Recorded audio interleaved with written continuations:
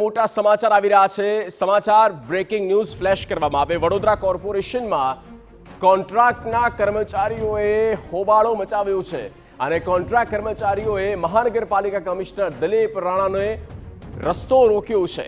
વડોદરા કોર્પોરેશનમાં કોન્ટ્રાક્ટના કર્મચારીઓએ હોબાળો મચાવ્યો। કોન્ટ્રાક્ટ કર્મચારીઓએ મહાનગરપાલિકા કમિશનર દિલીપ રાણાનો રસ્તો રોક્યો છે। કર્મચારીઓએ પોલીસની હાજરીમાં મહાનગરપાલિકાને રોક્યા। કામદાર યુનિયન અગ્રણી અશ્વિન સોલંકી પર મહાનગરપાલિકા કમિશનરે આરોપ લગાવ્યા। મેં આવેદનપત્ર સ્વીકાર્યું છતાં સોલંકીએ કોર્પોરેશનને બાનમાં લીધું તેવું દિલીપ રાણાએ કહ્યું છે। અશ્વિન સોલંકીએ કર્મચારીઓને ઉશ્કેરીને ગેરમાર્ગે દોર્યા। અશ્વિન સોલંકીએ મારી કામગીરીમાં વિક્ષેપ ઊભો કર્યો। નિયમ પ્રમાણે ભરતી કે બઢતીની પ્રક્રિયા થશે તેવું દિલીપ રાણાનું કહેવું છે। અશ્વિન સોલંકી જે છે એક મહિનામાં ચોથો મોરચો લઈને આવ્યા છે। ક્યારેક 400, ક્યારેક 500, ક્યારેક 1000 લોકો લઈને આજે આવ્યા છે અને એના કારણે થઈ સરકારી કામકાજમાં વિક્ષેપ પડે છે। એમની રજૂઆત 30 હું માનવા તૈયાર છું।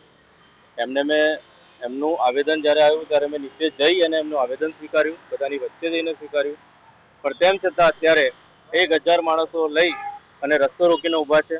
લગભગ 15 મિનિટ સુધી મને નીકળવા નથી દીધો અને આજે મારે ચાલીને આવવું પડે છે। મારી ગાડી પણ મારી ઓફિસમાં રહી ગઈ છે। અને હવે વાત કરીએ